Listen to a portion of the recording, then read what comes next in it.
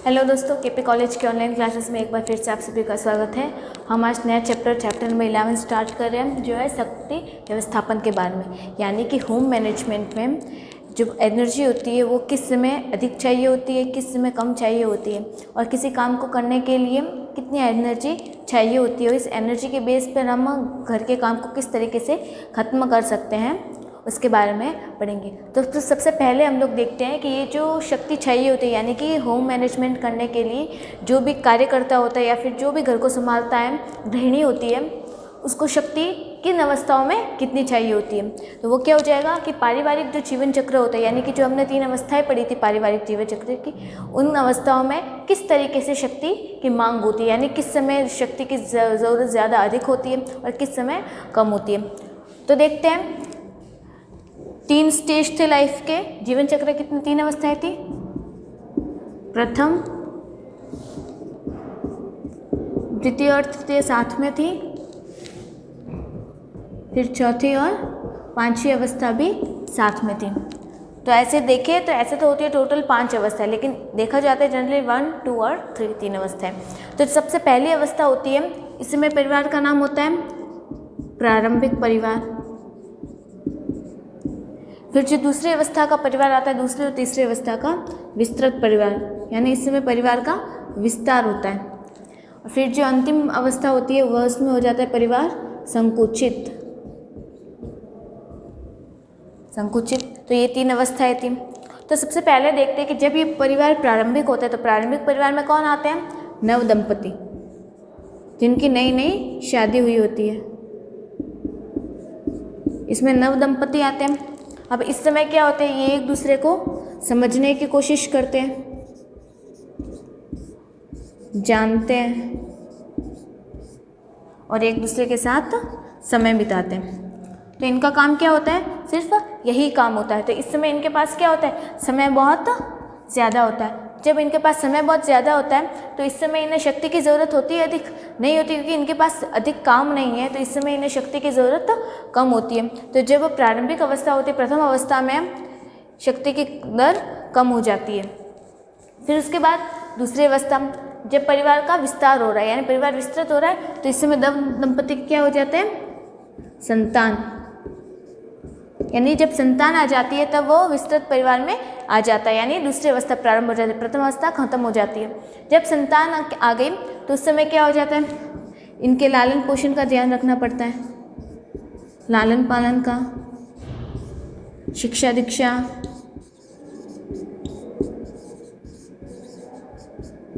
परिवार के सदस्यों का भी ध्यान रखना पड़ता है साथ में।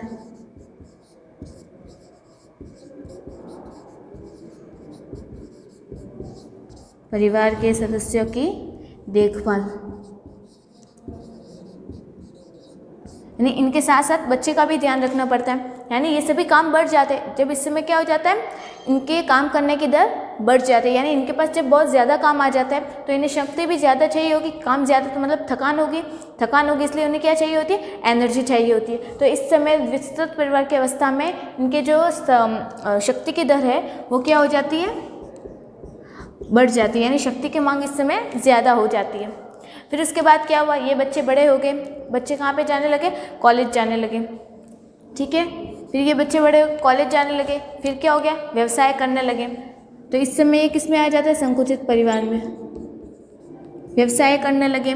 फिर उसके बाद विवाह बंधन में बन जाते हैं, इनके भी विवाह हो गया। फिर उसके बाद इनके भी संतान हो जाती है। फिर ये क्या हो जाते हैं? अलग गृहस्थी बसा लेते हैं और माता पिता क्या हो जाते हैं? अकेले हो जाते हैं। यानी परिवार बड़ा हो गया था, बड़े से क्या हो गया? छोटा हो गया, यानी सिर्फ माता पिता अकेले रह गए, यानी कि उनका जो परिवार है वो संकुचित हो गया, कम हो गया। अब सिर्फ माता पिता रह रहे तो इनके पास इतना काम नहीं होगा, है ना। तो इनके पास समय बहुत ज़्यादा होगा। इनके पास समय बहुत ज़्यादा है तो ये आराम से धीरे धीरे काम कर सकते हैं। तो इस समय फिर से क्या हो जाता है? शक्ति की मांग जो है, एनर्जी इस समय कम हो जाती है। तो सबसे ज़्यादा जो शक्ति की मांग होती है पारिवारिक जीवन चक्र में वो द्वितीय और तृतीय अवस्था में, यानी कि द्वितीय अवस्था में होती है जब परिवार विस्तृत होता है, और सबसे कम ज़रूरत होती है शक्ति की प्रारंभिक परिवार में, और उससे कम होती है फिर जो तीसरी अवस्था होती है संकुचित परिवार में।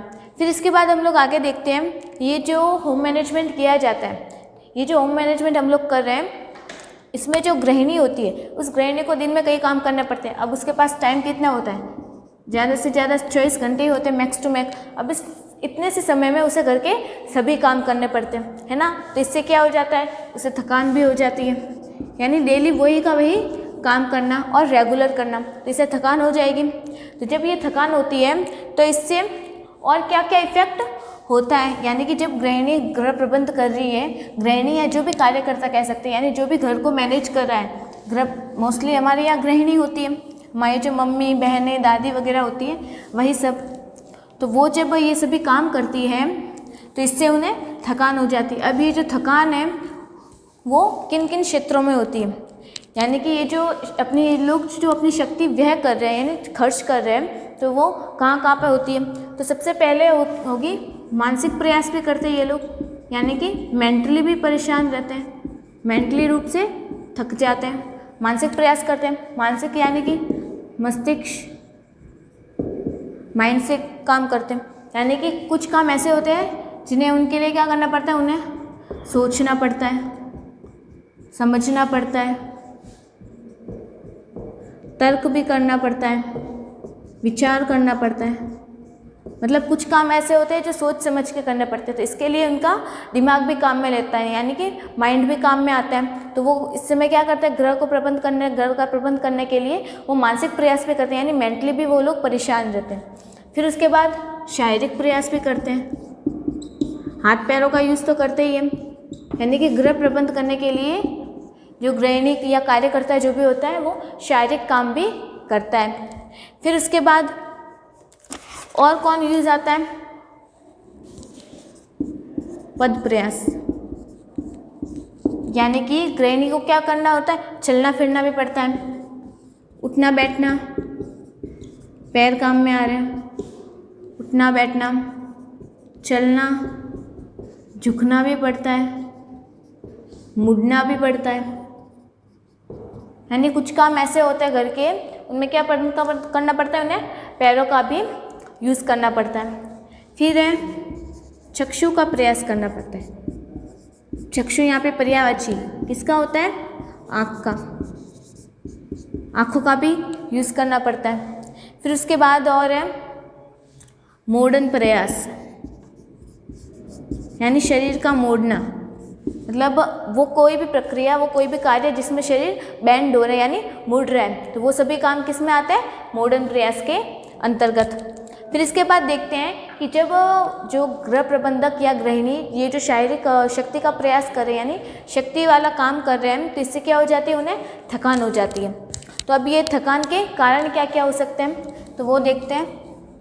थकान के कारण, ये किन किन कारणों के द्वारा व्यक्ति में, जो भी गृह प्रबंध करने वाला व्यक्ति है उसको थकान किन किन कारणों से हो सकती है। तो सबसे पहले इस जो थकान होती है, थकान होने के दो कारण हैं, ठीक है। एक तो हो गया बाहरी कारण और एक हो गया आंतरिक कारण।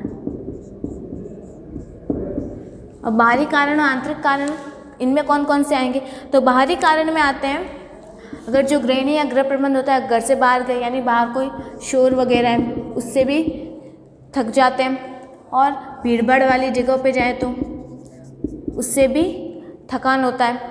और किससे थकान होती है, अशुद्ध वातावरण में, अशुद्ध वातावरण में भी थकान हो जाती है, सांस लेने में प्रॉब्लम हो जाती है, शरीर अपने आप थक जाता है। फिर अपूर्ण प्रकाश में, यानी कि जहाँ प्रॉपर लाइट नहीं आ रही है, अपूर्ण प्रकाश में, ये सभी कौन से फैक्टर्स होते हैं, बाहर मतलब घर के बाहर के कारण, जिनके कारण व्यक्ति को थकान हो रही है। अब आंतरिक कारण कौन कौन से हो सकते हैं, आंतरिक कारण होगा जो उसके शरीर के कारण, यानी उसके शरीर के आंतरिक रोग हो सकते हैं, उसे कोई बीमारी हो सकती है, उसके कारण भी उसे थकान हो जाती है। थकान होने के दो कारण कौन से, बाहरी और आंतरिक, आंतरिक में उसके शरीर के अंदर वाले रोग आ सकते हैं, और बाहरी में बाहर का वातावरण भीड़-भाड़ वाला है, प्रॉपर लाइट नहीं आ रही है, बहुत ज़्यादा शोर हो रहा है, उसके कारण भी डिस्टर्ब हो जाते हैं। अब ये जो थकान होती है ये तो इसके कारण, जिसके कारण ये थकान हो रही है। अब ये थकान कितने कारण से हो सकती है, यानी ये जो जिनके कारण से थकान हुई है इनके टाइप कौन कौन से हो सकते हैं, यानी थकान कितने प्रकार की हो सकती है। तो ये जो थकान होती है ये 2 टाइप की होती है, इसके कारण भी 2 और टाइप भी 2। टाइप में हो जाएगा, एक तो होती है शारीरिक थकान और एक होती है मनोवैज्ञानिक। शारीरिक, शरीर के कारण, यानी शरीर में जो भी थकान हो रही है। अब ये थकान क्या होगी, हाथ पैर दर्द हो जाते हैं, है ना। शरीर यानी शरीर में जो भी थकान हो रही है, हाथ पैर दर्द कर रहे हैं, कोई कहीं पे मन नहीं लग रहा, यानी कि आलस आ जाता है, तो ये सभी क्या है, शारीरिक थकान होती है। अब मनोवैज्ञानिक थकान क्या होती है, मनोवैज्ञानिक जिसमें माइंड थक जाता है। अब माइंड थकेगा तो क्या होगा, रुचि नहीं होगी, काम करने की इच्छा नहीं होगी, काम करने की इच्छा भी नहीं होती, मतलब इंटरेस्ट ही नहीं होता है किसी काम को करने में, तो क्या होता है, बिना मन लगा कर करते हैं।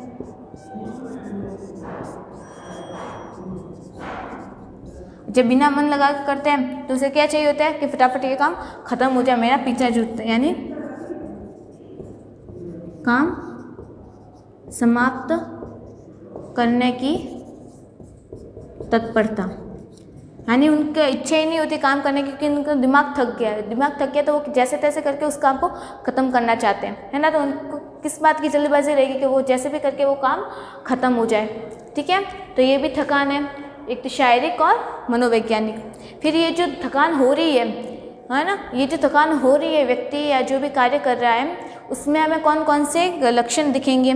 तो जो व्यक्ति थका हुआ होगा वो कैसा होगा, आलसी दिखेगा, है ना, आलसी दिखेगा, सुस्त बैठा रहेगा, कुछ काम नहीं करेगा, उबासियाँ लेता रहेगा,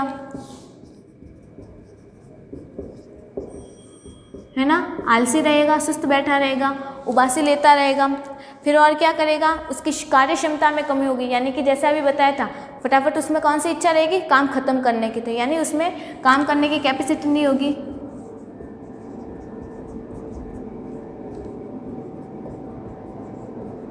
यानी कि काम करने की उसमें इच्छा ही नहीं होगी।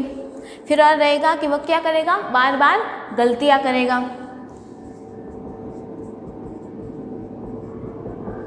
बार बार गलतियां भी करेगा। फिर वह और क्या करेगा, उसमें एकाग्रता नहीं रहेगी, यानी उसमें कंसंट्रेशन नहीं होगा।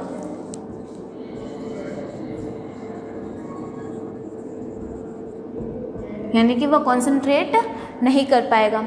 तो जब किसी में ये सभी लक्षण दिखे तो हम क्या समझ लेना चाहिए कि उसे थकान हो रही है। लक्षण दिख गए, ये पता चल गया कि उसे थकान हो रही है। अब ये थकान कौन सी होगी ये भी पता चल जाएगा, क्योंकि हमें आंतरिक मतलब शारीरिक और मनोवैज्ञानिक दोनों थकान पता है। अगर वो दिमाग से थका हुआ है, ये सारे कैरेक्टर शो कर रहे हैं तो उसे मनोवैज्ञानिक थकान है। अगर ये कैरेक्टर शो कर रहा है तो उसे शारीरिक थकान है, ठीक है। अब इनके टाइप पता चल गए तो हम ये भी बता सकते हैं ये जो उसे थकान हो रही है वो किन कारणों से हो रही होगी। यानी हमने कारण का भी पता लगा लिया, किससे, हमें कैरेक्टर पता चल गया तो हमने उसके टाइप का पता कर लिया, टाइप का पता चल गया तो हमने उसके कारण का भी पता कर लिया। फिर इसके बाद देखते हैं, जब हमें इसके कारण का भी पता चल गया कि किन कारणों से वो थकान हो रही है तो हम उसका उपाय भी कर सकते हैं, उसके थकान भी दूर कर सकते हैं। तो थकान दूर करने के लिए हम लोग क्या करेंगे, उसको क्या मिलना चाहिए, पूरा रेस्ट टाइम मिलना चाहिए, यानी कि रेस्टिंग टाइम मिलना चाहिए। जब हम समय व्यवस्थापन के बारे में पढ़ रहे थे तो हमने ये पढ़ा था, इसको हिंदी में लिखा था हमने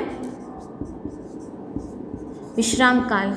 है नहीं, जब गृहिणी या कार्यकर्ता जो भी घर का प्रबंध कर रहा है, कार्य कर रहा है, तो कार्य करने के बाद उसे क्या लेना चाहिए, विश्राम काल मिलना चाहिए। यानी उसे रेस्ट करना, जितना काम किया अगर उसे प्रॉपर रेस्ट मिलेगा तो उसे थकान नहीं होगी। तो हम थकान को दूर कर सकते हैं उसे विश्राम काल देकर।